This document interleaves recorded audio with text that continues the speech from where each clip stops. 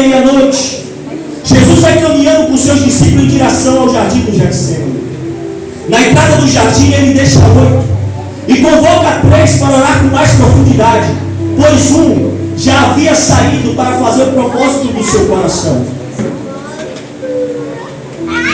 Quando Jesus chama 3, o primeiro nome a ser convocado foi o de Pedro, depois Tiago e João. Jesus ora por pelo menos 1 hora no seu primeiro período de oração. No término do primeiro período de oração, Jesus retorna. Ao retornar os seus discípulos, ele percebe que os 3 estão dormindo. Mateus vai dizer nos seus escritos que os 3 estavam dormindo, mas Jesus só acorda Pedro e diz: Pedro, você não pode velar comigo por 1 hora. Vigiai e orai, porque o espírito está pronto, mas a carne é fraca. Jesus volta a orar por mais 2 períodos de oração. No último período de oração, Jesus se levanta de forma impetuosa e ele grita: não precisa mais ninguém orar, porque o traidor já está entrando no jardim. Quando Jesus acaba de dizer isso, Judas entra no jardim do Getsemane com aproximadamente 250 soldados romanos preparados para uma guerra. O que me impressiona é que os 11 viram Judas entrar. 10 não fizeram nada, só um se levantou para abrir. Adivinha quem foi? Pedro puxou a sua espada, cortou a orelha do servo do sumo sacerdote. Jesus olha para Pedro e diz: Pedro, a vida é na lei da semeadura. Se você planta espada hoje, amanhã você vai comer espada. Amarraram os braços de Jesus, amarraram as suas pernas e levaram ele para a casa de Anás para ser julgado. João vai dizer nos seus escritos que só 2 discípulos acompanharam ele à distância. Adivinha o primeiro nome a ser citado? O de Pedro. E depois João.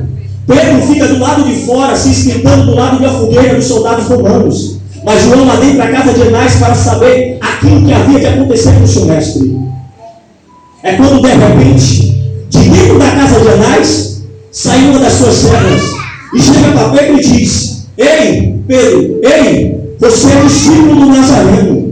Ele olha para ele e diz: você está enganada, pois eu não o conheço. A segunda testemunha mais profunda toca nele e diz: você é discípulo do Nazareno, pois você fala que nem ele. Ele diz: você também está enganada, pois eu não o conheço. A terceira testemunha, ela grita: você é discípulo do Nazareno, pois eu te vi quando você cortou a orelha do soldado romano. Pedro nega Jesus pela 3ª vez. E de dentro da casa de Anás, Jesus olha para Pedro. E o olhar de Jesus para com Pedro causa em Pedro remorso, causa arrependimento. Pedro entra no matagal da Judéia e desaparece da história. Mas Pedro disse para Jesus que iria até onde? Até onde, igreja? Ele disse que iria até o fim. Mas Jesus foi levado para a casa de Anás e Pedro não estava lá.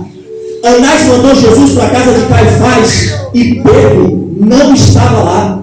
Caifás mandou Jesus para ser julgado pelo Sinédrio e Pedro não estava lá. O Sinédrio mandou Jesus para a casa de Pilatos e aquele que disse que estaria até o fim não estava lá.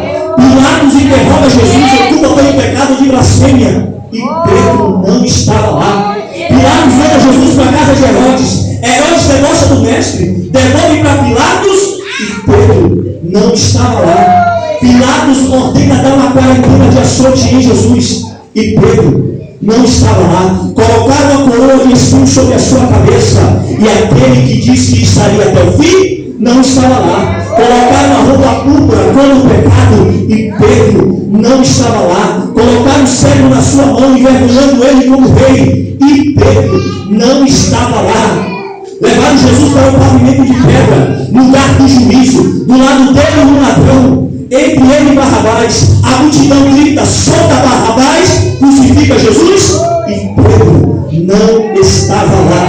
Tiraram Jesus do pavimento de pedra, colocaram a parte horizontal da cruz sobre os seus ombros e Pedro não estava lá.